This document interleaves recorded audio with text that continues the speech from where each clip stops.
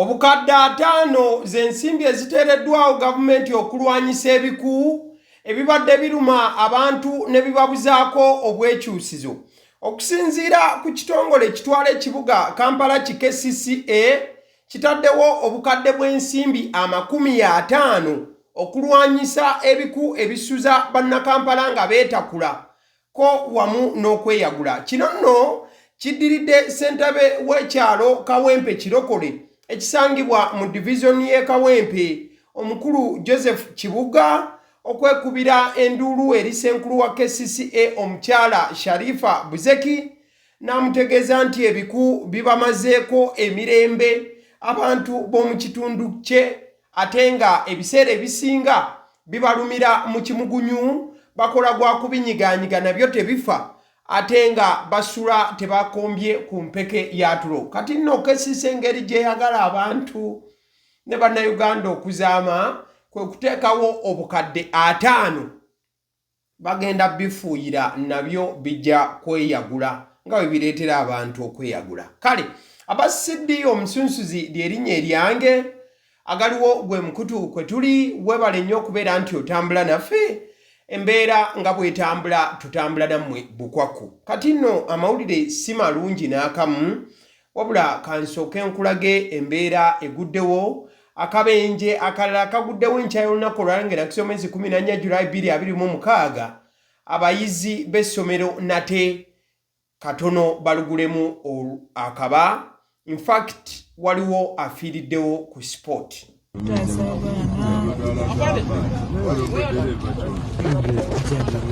Obudde bukyali Amulia High School.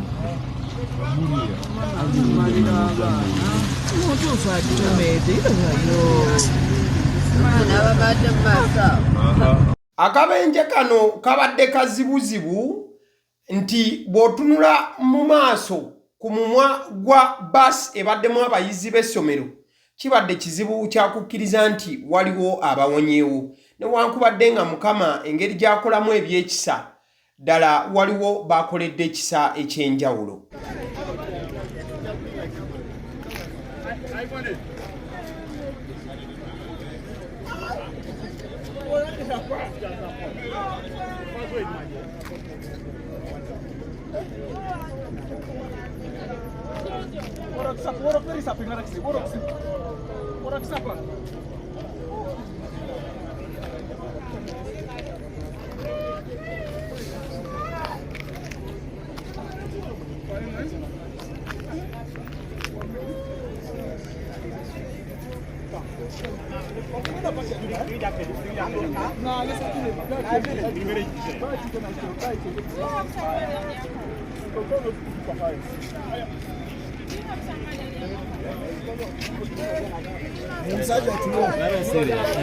The boy is rebelling in our head.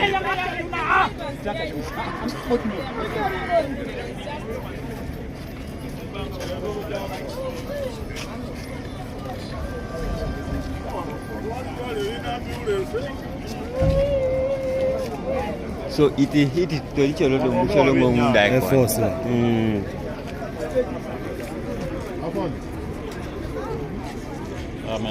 akabenje kano kaguddewo enkya y'olunaku olwaleero ssaawa zibadde 10:45 obudde nga buli mu kukya. Basi ey'essomero lya Amulia High School yegudde ku kabenje bwetomereganye n'emmotoka trailer eyabadde yapaakingiddwa ebbali w'ekkubo wabula ng'ekkubo lino ffunda ekitenkanika. Kati omugoba wa baasi eno eya Amulia High School abadde agivuga wabula abayizi ate ababaddemu tebabadde ba Amulia High School babadde bayizi ba ssomero lya St. Paul era mubaddemu abaana oba ebadde erimu abantu 73 wabula bwe badde evuga neetomeregana n'eri ebadde already epaakinze n'egikoona era ekimwa kino ne kiyingira mu trailer. Driver amanya Kasacca Abdallah emyaka 68 yabadde avuga baasi eno afiiriddewo ku sport. Abantu 15 omuli abayizi wamu n'abasomesa be bafunye obuzibu ku sport oba be bavuddewo nga balajana na bisago. In fact nfunyeko ku list y'abamu kuba koseddwa ennyo nnyini ddala. So bobango ino omwana wo mu Amria bwoba ino omwana wo okuva ku St Paul uliriza basene baddevuga okusawa 10 mubaddemu bano abafunye obuvune abarecordingidwa on spot. Irat Joseph Foy wa senior 3, Obweikal Emmanuel wa senior 3, Opio Samuel Martin senior 4, Ingirot John Martin senior 4, Emodit Simon senior 3, Anyu Samuel senior 3, Oumo Jeremiah senior 4, Okrut Silva senior 3, Alibet Isaac senior 4. Abono bebabadde recordingidwawo on spot ku kibadde kikakasidwa nti bo bafunye obuvune obw'amaanyi wabula ye driver afudde on spot.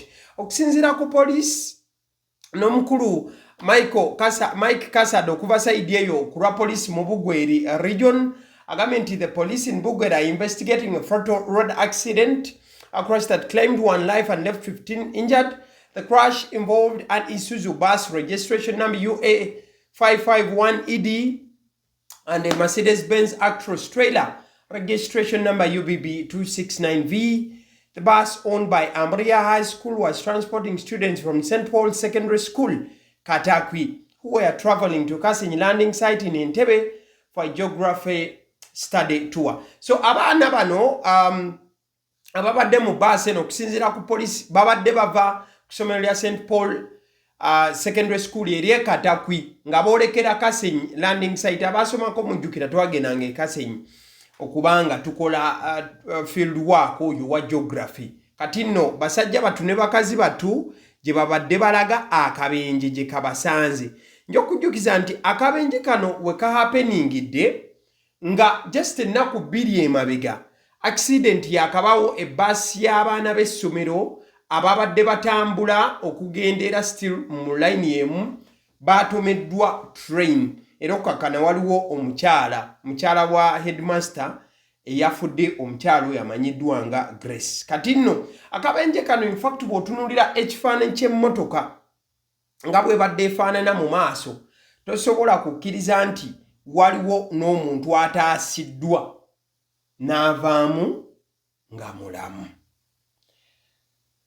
Omwoyo gw'omugenzi Katonda agulamuze kisa driver n'abaana abafunye ebisago eby'amaanyi. Tubasabire Mukama asobole okubanga abasuusa.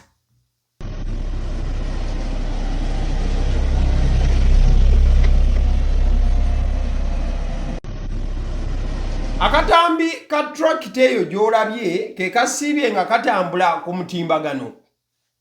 Era nga bangi kano bakasiiza ekifaananyi ku kiki ekitandise okutuuka ku districts ez'enjawulo. Buli kiisi ewulira nti Honorable Baramu Barugahari ali mu kkubo ajja okwetegereza enguudo zaayo n'emirimu nga bwe gitambula. Mu kadde kamu omukutu gwa the NBS gwagenze maaso n'okuba nti akawungeezi k'eggulo gugendako mu bitundu by'e Moroto.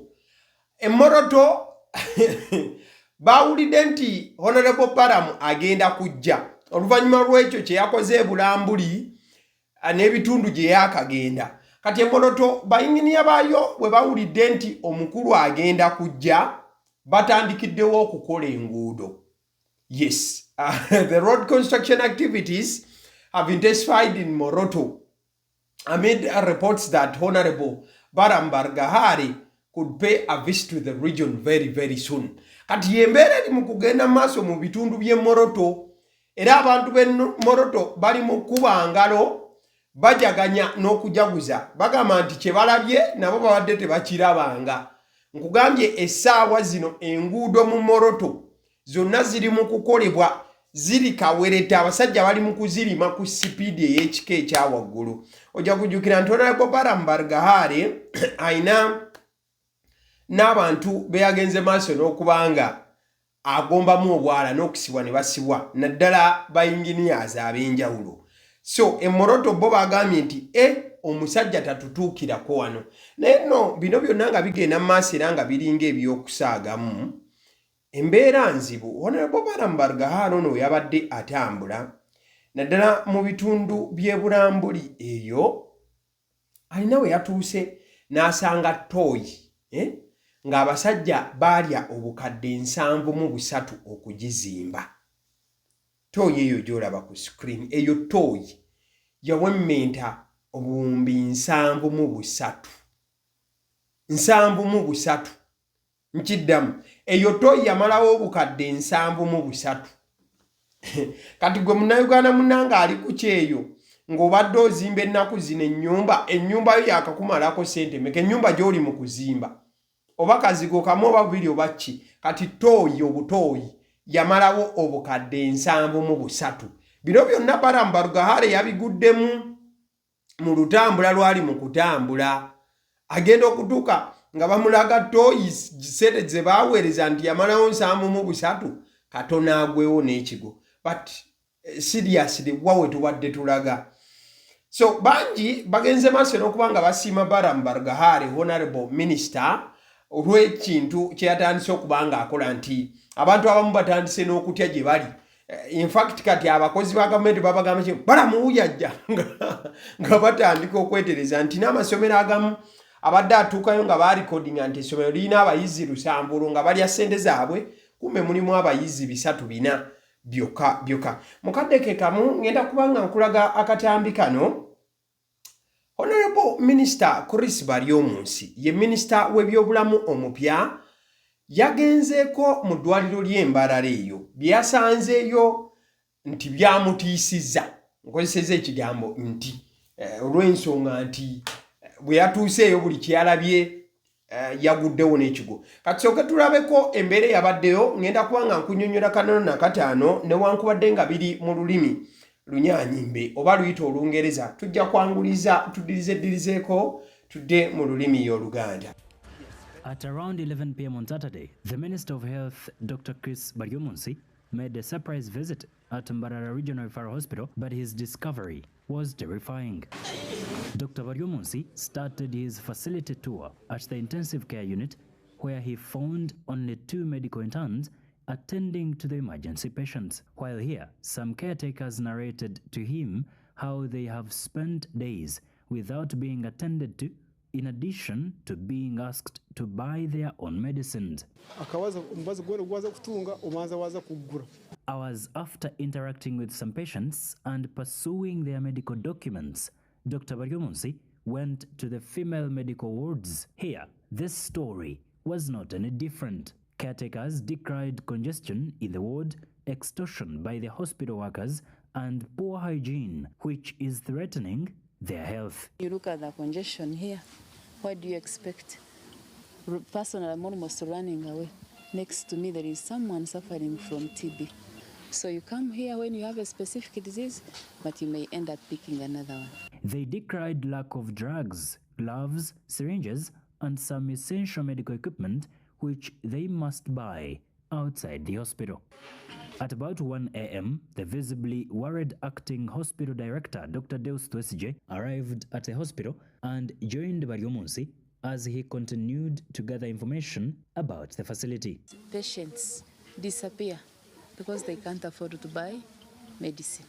At the maternity ward, Amtheire Rosette, the in-charge, told the minister that they lacked delivery beds, midwives, and essential drugs to handle the growing population of the mothers. Because mothers are too many, you find when they supply us, by the time we are finishing a month or what, the drugs are done. A few days ago, patients and caretakers protested poor health services at this hospital following the death of one of the patients when the health workers delayed to dispense her with blood. Patients incur between 200,000 to 250,000 to access X-ray, CT scan, and MRI services. Addressing the media, Baryomunsi said they are launching investigations in 2 operations of the facility. There are patients who are charged money. Like one patient told me, she was asked to take an X-ray and asked 250,000 Uganda shillings. She could not raise the money, and for 6 days, the X-ray has not been done. When I speak to the authorities, they say no, an X-ray in Mbarara Hospital is free. Baryomunsi also discovered loopholes in the security of the hospital, which he asked the administration to address. The acting hospital director, Dr. Deus Twesije, acknowledged some of the issues at the facility, but he largely blamed them to overcrowding of patients. Every patient that comes here doesn't expect to be admitted on a floor. It is happening. A patient who comes here doesn't expect to wait for theatre services for 2 days. Ebyo bye byabadde Embarara. Minister w'ebyobulamu Dr. Chris Baryomunsi bwe yatuuseeyo kyamugubuuseeko. Okusookera ddala ebimu ku byobadde owulira mu lulimi olunyaanyimbe yaguddewo bugwi, teyabagambye nti nzija. We yatuuseewo ekiro mu matumbi g'obudde yasanzeewo ba intaani babiri nga be bali mu section ya ICU nga be balabirira abalwadde. Ba intaani mukwano gwange be abaana abali mu kusoma obusawo nga banatera okumalako nga bali mwaka gwabwe ogusembayo ne basindikibwa mu ddwaliro okubeera nga bagenda okujjanjaba abantu. Kati omukulu bwe yatuuse be yasanzeewo. Director w'eddwaliro lino baalitwala omusawo omukulu ye teyabaddewo era yatuuse ssaawa 7 ez'ekiro ng'awulidde nti minisita akoze eki atuuse. Ekirala abantu muno balagirwa okuba nga beegulira eddagala. Ekirala era still ekyabaddewo omujjuzo mungi nnyo mu ddwaliro lino nti abalwadde ab'endwadde ennyangu ez'okukwata abantu ate basula wamu n'abantu bano abalala abatalina ndwadde ezo. Kati ng'okugeza akalwadde ka TB oba obulwadde akawuka ka TB osanga abantu nga bakalina nga naye bali mu ruumu yemu n'abantu just abazze abafunye accident abalina obukosefu obulala naye ng'ate jjukira TB omuntu bw'akolola asobola okubakwata. Kati nno kyekintabuli ekiri mu ddwaliro ly'Embarara. Mukadde ke kamu ebintu ebirala ebyayogeddwako kyekyokubeera nti X-ray bagisaba emitwalo 25 Embarara ng'ate X-ray ekyuma mwe kiri mu ddwaliro naye omuntu bamuggyako emitwalo 25 ku 2. Wabula Dr. Chris Baryomunsi minisita bwe yazze bamugambye nti ffe kyabwerere, wabula waliwo n'omulwadde abadde amazeewo ennaku 6 ng'ayagala kukolebwako X-ray naye nga bamusaba 25 aganoonyeza mu kiwato ng'amazina gakyabuze. Abakyala abazaala tebalina butanda kwe bazaalira. Obutanda obulimu butini nnyo ku butanda obwetaagisa abakyala okubeera nga basulako. In fact wiiki emu emabega mu ddwaliro lino abalwadde beekalakaasako oluvannyuma lwa mulwadde munnaabwe okufa nga bakiteeka ku basawo nti baali beesuuliddeyo gwannaggamba. Dr. Chris Baryomunsi minisita w'ebyobulamu yagambye nti waakubaako kyakola. Wabula njagala okujjukiza nti emabegako Dr. Chris Baryomunsi ono yennyini minisita yavaayo n'agamba nti abasawo ba interns baakuggyibwako si baakuddamu kuweebwa nsimbi oba ensako yaabwe. Ojja kujjukira nti okusinziira amateeka nga gabadde gatambula ba medical interns oba abasawo abo abali mu kujja abani mu kumalako okusoma obusawo ne babaleeta mu malwaliro babadde nga bafunayo akasimbi okuva eri gavumenti. Wabula minisita ono yavaayo n'agamba nti ezo ensimbi tezigenda kuddamu kuweebwa bano. Wabula ate minisita bwe yazze mu matumbi g'obudde bano ba interns be yasanze bali mu kukola. Naye ng'ate mabega minisita yagambako nti bano si baakuddamu kusasulwa. Wabula ate weewuunye nga kati be baasangiddwa bakazi battu nga be baliwo mukadde ako. Mukadde ke kamu okusinziira ku Federation for Uganda Medical Interns, the key statistics in the health sector bagamba nti there are 74 internship centers nationwide. There is a ratio of 1 to 24,000 doctor to patient ratio in Uganda. Ti mu ggwanga lya Uganda okusinziira ku ratio omusawo omu bw'ati asobola kukola ku balwadde 24,000 ye ratio. Kati kyekikulaga nti abasawo nabo si be bangi newankubadde muyinza olowooza nti bangi abafuluma buli mwaka. 70% of the workload is handled by medical interns. Bano ba medical interns oba abaana abo abali mu kumaliriza okusoma obusawo nga bali mu malwaliro be bakola emirimu ebitundu 7 ku buli 100 mu malwaliro gano. So by interns bo bakyagera maaso n'okusaba gavumenti ssente zaabwe ze babadde nga bafuna ereme zijjawo ekyo kyayogerebwako era minisita yakikakasa kati ekibuuzo nga minisita ye kennyini yakakasa kino yagenze ne mu ddwaliro n'asanga nga abasawo abatuufu abalina okukola ku bantu tebaliiwo wabula nga waliwo ba medical interns. What is going to be the way forward? Is the minister going on with the decision that was made? Okujjako ssente ku ba medical interns bano babenga tebalina ke basasulwayo yadde bakazi battu ne basajja battu oba kino anaddayo mu cabinet ne bakyogerako nti ssente z'aba intern bannange tetuzijjaawo tubaleke kubanga bakola omulimu gw'amaanyi nnyo nnyini ddala. Still mu ddwaliro lino erya Mbarara waliwo omulwadde waabwe badde amanyiddwa nga Claire Kirabo. In fact, eddwaliro lyawandiise ne ligamba nti our longest staying ICU patient is no more. Miss Claire Kirabo has been under the care of our dedicated multidisciplinary ICU team for 6 years. Admitted unconscious, she later regained awareness. She now holds the longest ICU stay record. Omukyalo ono yavudde mu bulamu bw'ensi mu ddwaliro eryo erya Mbarara amanyiddwa nga Claire Kirabo.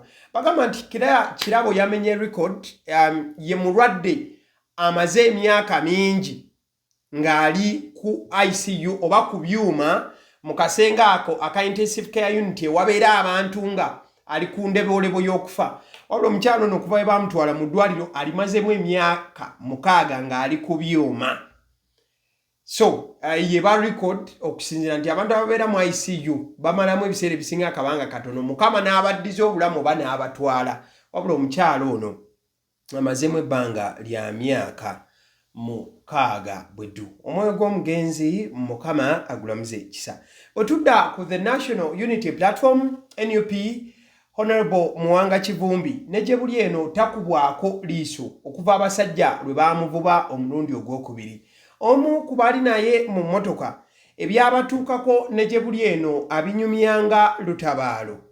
Assalamu alaikum warahmatullahi wabarakatuh. Mbalamusizaako eyo mwenna. Nakuleba kwata Honorable Muwanga Kivumbi Raila Friday nakuleba kutana twali tubasala Juma ekibibi Butambala twali tutukeeka abasana nga tujja kuba yagamba twali tugenda kujja Kampala kulaba mpapula z'abaana wezituuse abasigalayo mu Komera asobola okubajjayo twali tutukeeka abasanda emmotoka ya RDC ne twekika mu maaso na netugenda kuba yatusoka mu maaso netukulembera netugenda twatuka twali tuyingira Mpigi nga tugenda e Kampala ne batuyimiriza ne batugamba tudde wabbali otwadda wabbali omusirikale n'agamba Honorable mbadde nsaba emmotoka ogiteekeko wabbali wano ku poliisi n'amubuuza tulwaki emmotoka mmanyi twala ku poliisi nga tembadde ngenda Kampala n'agaana emmotoka n'agiremeza ku kkubo omusirikale omulala najja naye ng'abeekubira amasimu g'okumukumu n'amugamba ggulawo waliwo abaagala okwogera naawe n'agaana twali tukyalira nga tuyimidde abasajja ne bajja abamu bali bataddeko obukookolo abalala tebataddeko obukookolo ne bakuona emmotoka ye ne bamugamba vaayo okujjako ekintu kimu oyagala bonna abali muno booli naabo okufuna obuzibu oba yawulira ekigambo ekyo era ng'omuntu w'abantu alumirirwa omuntu alumirirwa ensi ye n'afuluma drone yali wali wabbali ne bamutwala ne bamuteekamu naye tubadde tusaba ali mu kifo kitukaka n'emitima abooluganda be abawagizi be famile ye kugamba emitima gituli waggulu tetumanyi ali mu mbeera ki okuva ku Friday nakulolwa Monday talina bakulabika tetumanyi biki bimukotako tetumanyi wajali bane tulina obulumi era n'abantu balina obulumi. Bigambo bya omu ku baali ne Honorable Muwanga Kivumbi abasajja lwe baddamu mukwata mukadde ke kamu munnamateeka we oba omu ku bannamateeka be okuva wali ku National Unity Platform Council Sam Moyizi naye alina byayogedde naddala okusinziira ku line ey'abyamateeka kiki basuubira okubanga bakola na kiki ekyandiba nti kiyinza okuddako mu line efaananako bw'eti. Bankusigira ekifaananyi kya bintu misango bya mirundi ebiri. Tulina omusango gwa Katanga nga kooti bwegukwatamu oguli ku murder case. Tulina omusango gwa Kanyamunyu oguli ku murder. Oveeyo tunuulira omusango gwa retired Colonel Dr. Kizza Besigye ogw'okulya mu nsolo. Otunuulira omusango gwa the Honorable Muwanga Kivumbi ogw'okulya mu nsolo. Ojja kizuula nti guno gufuuka gwa nnaggomolo okusinga n'ogwabo bali ku by'obutemu. Kitegeeza tusubireyo musango gonna gwasubira muteeka ku babanga bagala muteeka omusango abamuwambye usukka gwa kulya bwasiri n'olwekyo tetulabawo ngeri gyayinza butayimbulwa kubanga olaba bamuwadde mu bail musango omunene ogutwalibwa nti gwe gusingayo obunene kati ate musango ky'omulago ayinza omuteekako oguyinza okusazaamu bail ye so tusuubira tuba kiri mu mateeka ekiba kyagoberera amateeka obonera obuwanga kivumbi alina okubeera free nibamuteekako omusango omulala kwate kooti enkulu ng'eno ekuwa bail lwakuteekako emisango emitonotono nga gye tuwuliddeko okunyiiza omukulembeze w'eggwanga oba n'okukuma omuliro egyo misango mitono nnyo ne kooti ento eba esobola ogiwa kati kooti ento bwebanga esobola okuwa bwebanga erina obuvunaanyizibwa n'obuyinza obuwuliriza bail y'emisango egyo aba tujja giwa ensala ya kooti eno enkulu tugirage nti kooti enkulu yasanze ng'alina ebisaanyizo byonna eby'omuntu asaana okwemirirwa yatukakasa ne mu mbeera eyo bweba yinaabaawo ajja kubanga asaanire okubeera nga afuna eddembe lye eridda mu bantu be eridda mu buvunaanyizibwa bwe naddala obw'ekibiina nga deputy president waffe era tumwebaza nti yadde atandise emirimu gye egy'obukulembeze era oba oli awo abataagala kuvuganyizibwa bamukutte lwa nsonga ezo ez'okuba nti yazze ng'atandikiddewo omulimu gwe nga deputy president wa National Unity Platform.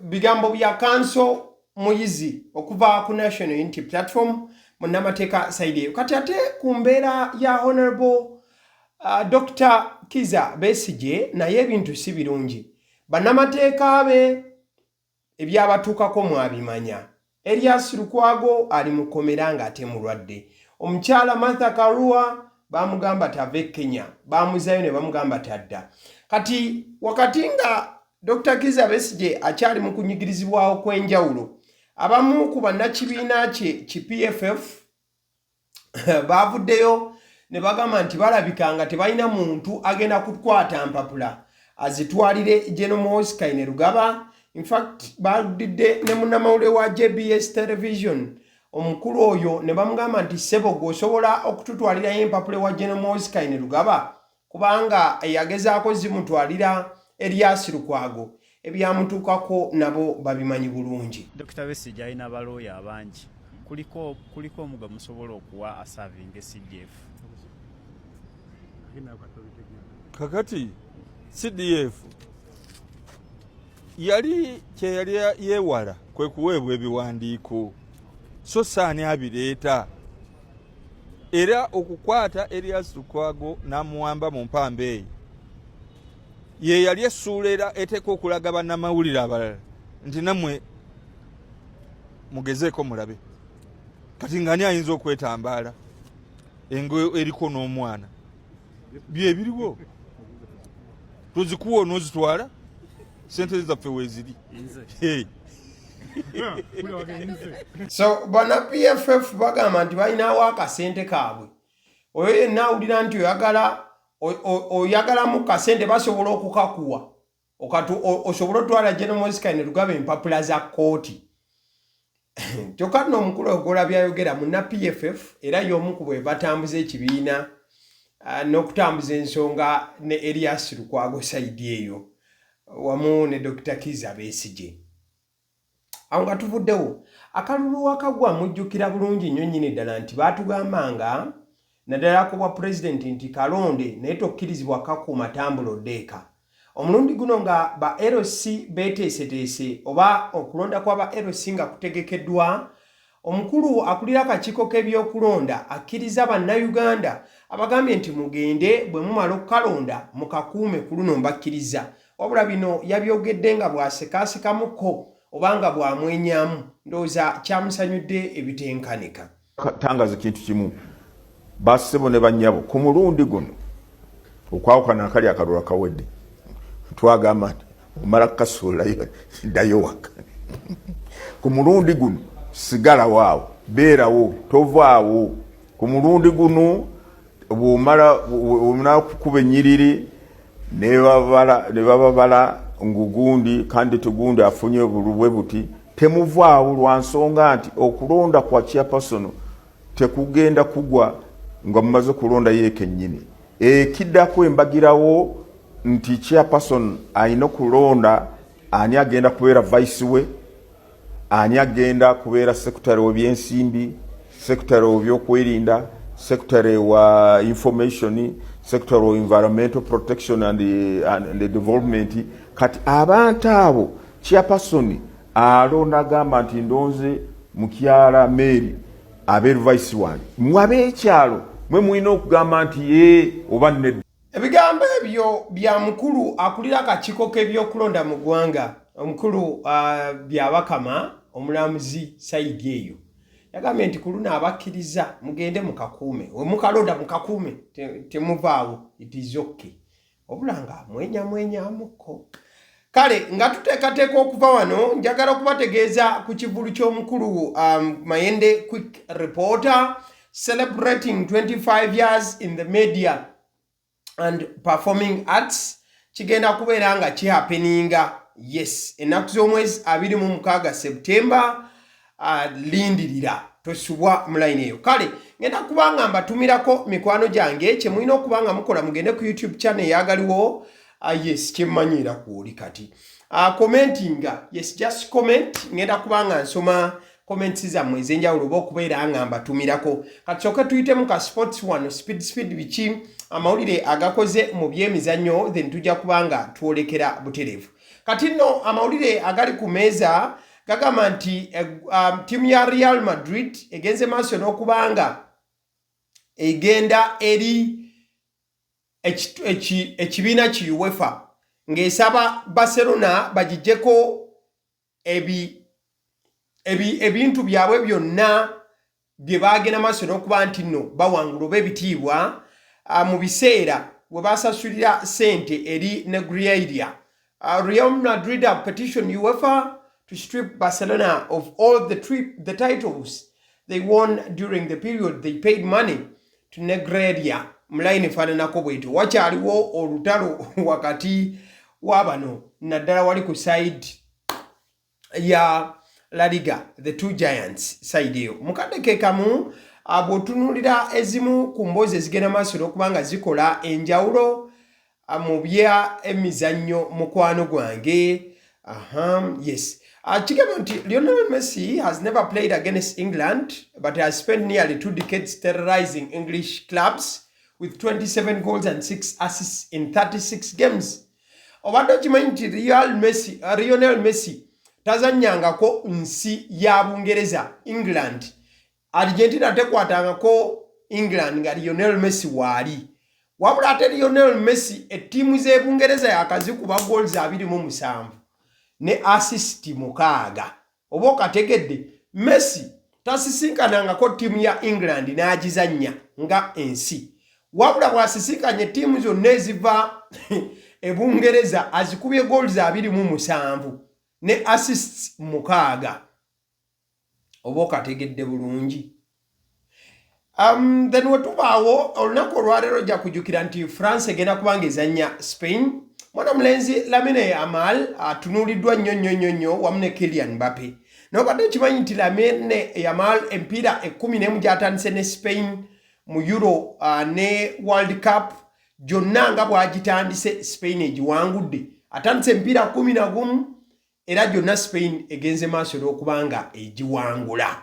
Oba okategedde bulungi. So kaana kalenzi ako kalindiddwa nnyo olunaku olwaleero okulaba engeri gye kagenda okubanga kakayakanamu.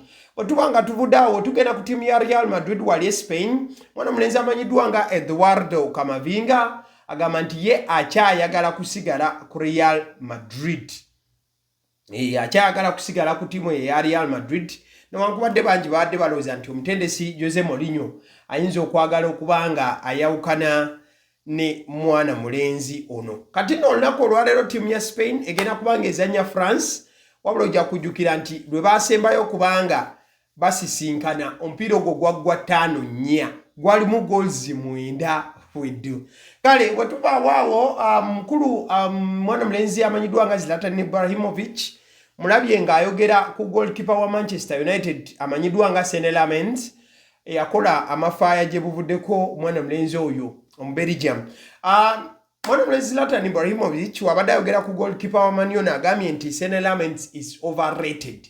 nti oba mwana mulenzi ono si mulungi nnyo nga bwe bagenda maaso n'okubanga bamwogerako. Awo nno nga tuvuddewo pulezidenti w'omupiira mu nsi yonna omukulu amanyiddwa nga Gianni Infantino waliwo amawulire agagamba nti mu maaso awo UEFA bateekateeka kulaba nga baleetayo omuntu asobola okwesimbako Gianni Infantino naddala ku kifo ekyo eky'obwa pulezidenti w'omupiira mu nsi yonna. Yes, obwa president wa FIFA mline efaananako bwetyo. Awo baddewo amawulire agabadde gagamba nti mwana mulenzi Julius Konde okuva wali ku Barcelona ayinza okubeera nga yeegatta ku Bayern Munich, naye okusinziira ku gavaayo tewannabaawo nzikiriziganya, tewannabaawo kwogerezeganya kwonna, era ttiimu zino tezinnaba kubanga ziwuliziganya whatsoever. So mukadde ke kamu mwana mulenzi Mason Greenwood yaliko wali ku Manchester United, anytime agenda kubeera nga yeegatta ku Fenerbahce obukadde busuubira okubeera 39 ne nyongereza. Wabula Manchester United ku transfer ya mwana mulenzi ono eyinza okufunako ku kasente ejja kubanga ebaako akasente kefuna newankubadde nga just waliwo endagaano ze baakola nga mwana mulenzi ono bw'atuuka okubanga atundibwa wabaawo omukyuzi oba omusimbi Manchester United gugenda maaso okubanga efuna. Kale ebyemizannyo bwe tutyo bwe tulabise olunaku olwaleero kansoke mbatumireko tujja kubanga tuluyita olunaku ate tweyongereyo bikyuka mu kibi John nkutumiddeko Mugisha John, thank you so much for watching. A new one 6799 nkutumidde. Ithungu Catherine, thank you so much for watching. All along I thought you don't understand Luganda. Bulijjo mmanyi nti osobola kuluwulira buwulizi naye nti tosobola kubanga omenyamenyamu. Alson Painters UG basiizi ba langi ku 0705 19 36 36. Nowahereza Marvin, thank you so much for watching. Canon Voice Boy, webale nnyo okuba nti olaba. A new one webale Mukibi, webale nnyo okuba nti olaba agaliwo. Is it Siwatu Mubaraka? Siwatu Mubaraka, thank you so much. Mawanda Deo, webale nnyo. Tenywa James Pro, Businge Joseph okuva wali mu United States of America, thank you so much brother for watching. Ramadan, thank you so much for watching. Okola chatendo Yusufu sawa Yusufu wagamye mbusikubuuza akokakasa okakasa Yusufu sikubuuzaako. Kale wetutyo wetulabise olunaku olwaleero abasiddi omusinziziri erinnya eryange agaliwo gwe mukutu kwe tubeera. Mubeera bulungi, Mukama abankuumire. Tujja kuddamu okukwatagana ate mu episode enaddako wano ku YouTube channel eyagaliwo.